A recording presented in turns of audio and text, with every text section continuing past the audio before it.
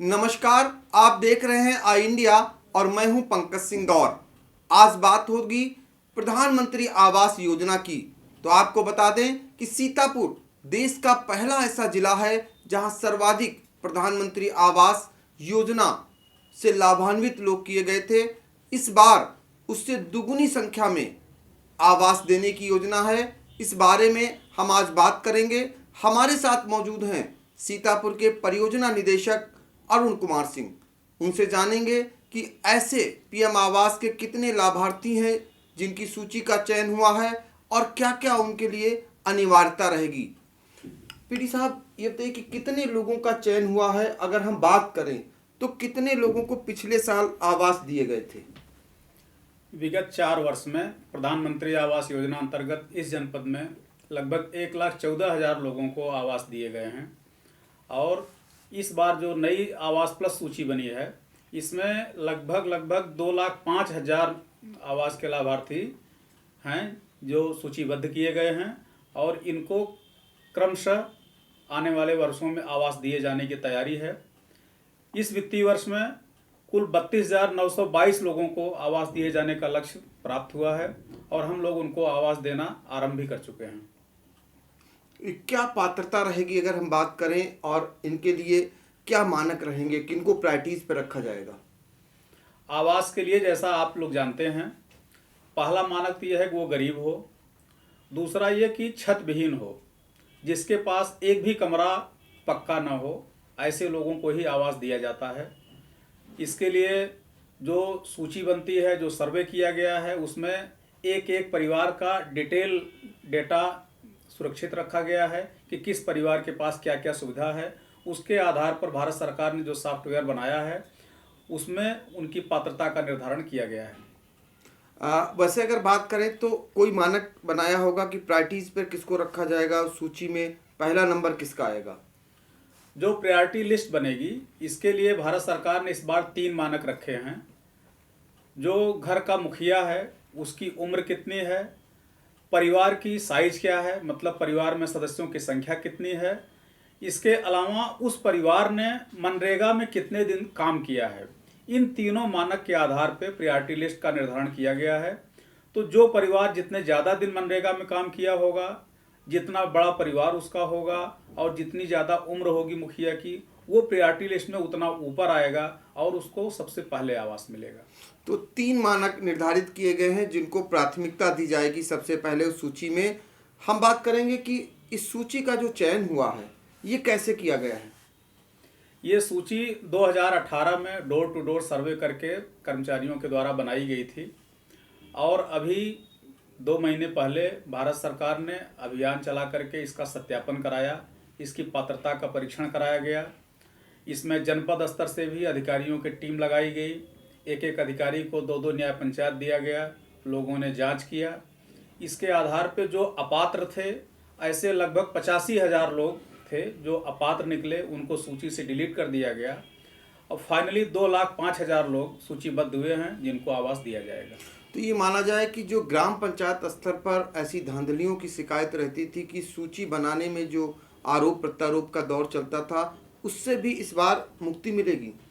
जी हाँ, इस बार राजनीतिक हस्तक्षेप से भी पूरी तरह से मुक्त रखा गया है और किसी तरह से कहीं कोई अनुचित दखल नहीं होने पाया है। पूरी सूची पूरी निष्पक्षता के साथ, पवित्रता के साथ बनाई गई है।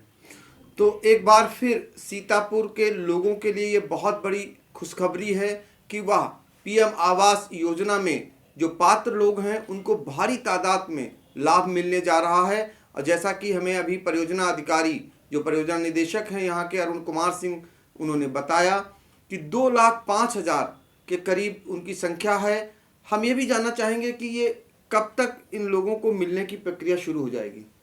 देखिए, वर्तमान वित्तीय वर्ष में 2020-21 में 32,922 का लक्ष्य प्राप्त हुआ है और उनको हम लोगों ने आवास देना आरंभ भी कर दिया है और लगभग 500 लोगों को पहली किस्त निर्गत कर दी गई है।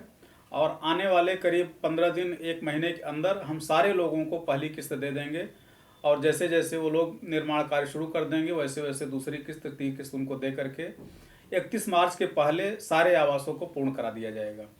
तो एक समान ये 2020 की बहुत बड़ी उपलब्धि कही जाएगी और खासकर सीतापुर जिले के लिए।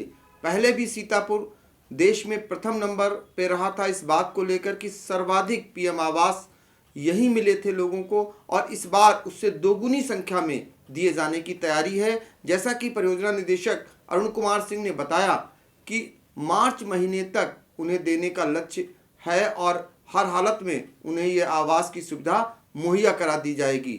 और अगर हम बात करें आवास प्लस योजना की, तो इसके बाद भी अगर कोई रह जाते हैं, वंचित रह जाते हैं, तो उन्हें कहीं समावेशित किया जाएगा। जी हाँ, आवास के लिए दो तरह की योजनाएं चल रही हैं। एक तो केंद्र सरकार के द्वारा प्रधानमंत्री आवास योजना ग्रामीण, और दूसरी योजना प्रदेश सरकार ने शुरू किया है, माननीय मुख्यमंत्री जी ने, मुख्यमंत्री आवास योजना ग्रामीण के नाम से। वो ऐसे ही लोगों के लिए है जो लोग पात्र होते हैं, गरीब होते हैं, वंचित हैं, किसी कारण से उनका नाम प्रधानमंत्री आवास योजना की सूची में अगर छूट गया है, तो ऐसे ही लोगों को आवास देने के लिए माननीय मुख्यमंत्री जी ने ये योजना लॉन्च किया है और शीघ्र ही उसमें भी लक्ष्य प्राप्त होंगे और उसके तहत भी आवास दिए जाएंगे। तो इस तरीके से आवासों से वंचित रहने वाले लोगों के लिए बहुत बड़ी खुशखबरी है। जो आवास प्लस योजना में छूट जाएंगे वो उनको सीएम की ओर से आवास दिए जाने की भी तैयारी है। सीतापुर वासियों को आवास प्लस योजना की मिलने जा रही सौगात के बारे में अपने दर्शकों को फिर एक बार बता दें कि इसमें 3 प्रायोरिटीज निर्धारित की गई हैं, जिनमें सबसे पहले मनरेगा में जिन्होंने सबसे ज़्यादा दिनों तक काम किया और जिनके परिवार में ज़्यादा संख्या है। तीसरी वो उम्रदराज हैं, उनको प्रायोरिटीज दी जाएगी।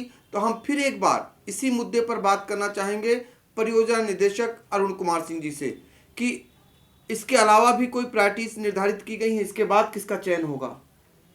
नहीं, प्रायोरिटी यही है। इन तीनों मानक के आधार पे ये तय होता है कि सूची में किसका नाम ऊपर होगा, किसका नाम नीचे होगा। जिसका नाम ऊपर होता है उसको सबसे पहले आवास मिलता है और जिसका नाम नीचे होगा उसको बाद में मिलता है। लेकिन मिलेगा सबको आवास, जिसका नाम सूची में है सबको आवास मिलेगा। ये माननीय प्रधानमंत्री जी का जो है आश्वासन है, क्योंकि हाउस फॉर ऑल का उन्होंने पूरे देश को वचन दिया हुआ है, उसके तहत ये सब योजनाएं चलाई जा रही हैं।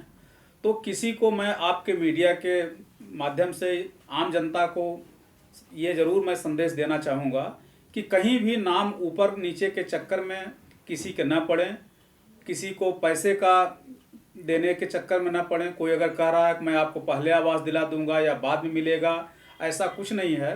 ये प्रायोरिटी लिस्ट जो फाइनल हो जाएगी उसमें क्रमशः जिसका नाम आएगा उसको आवास स्वतः मिलता जाएगा। कभी भी किसी दलाल के चक्कर में, किसी भी ऐसे व्यक्ति के चक्कर में न पड़े। तो सूची में जिन सभी का नाम है उनको आवास जरूर मिलेगा, वह किसी के चक्कर में न पड़े, यह कहना है परियोजना निदेशक का। तो आप समय का इंतजार करें और आवास प्लस योजना के लाभार्थी इस सौगात के लिए तैयार रहें। खबर आपकी, नजर हमारी। देखते रहिए आई इंडिया।